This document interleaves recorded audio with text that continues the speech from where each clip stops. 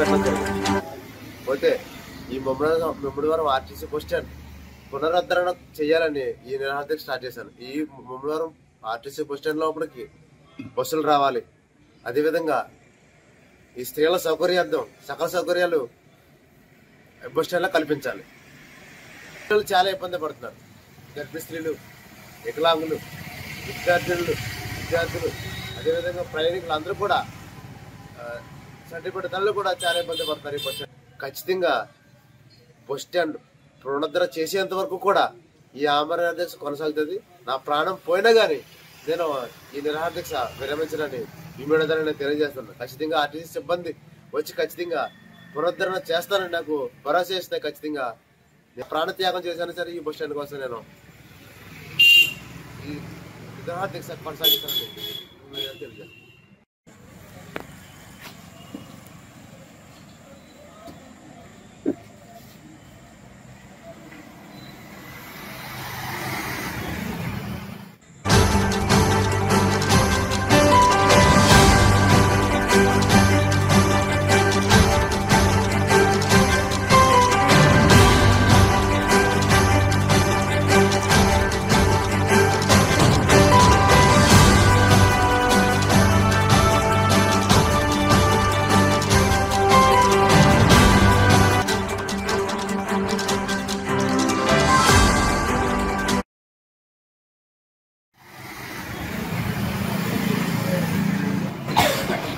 తర్వాత ఆమరణ నిరాహార దీక్షకి సిద్ధమయ్యారు.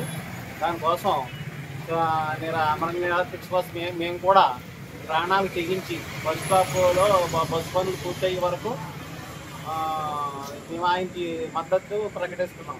పాటు ఆమరణ నిరాహార దీక్షకి పూనుకొని సిద్ధమవుతున్నామని సిద్ధంగా ఉన్నాం.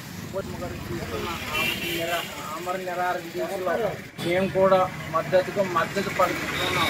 ఎందుకంటే ఆర్టీసీ బస్సు సిబ్బంది కానీ మిగతా ప్రభుత్వ అధికారులు కానీ అసలు పట్టించుకోవట్లేదు.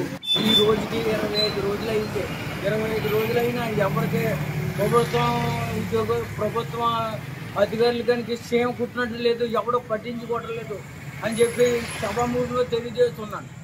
తో పాటు చిగురుమల రవికుమార్కి మద్దతు ఇస్తూ ఆయనతో పాటు ప్రాణం పోయిన ఆయనకి మద్దతు ప్రకటిస్తూ ఉన్నాం.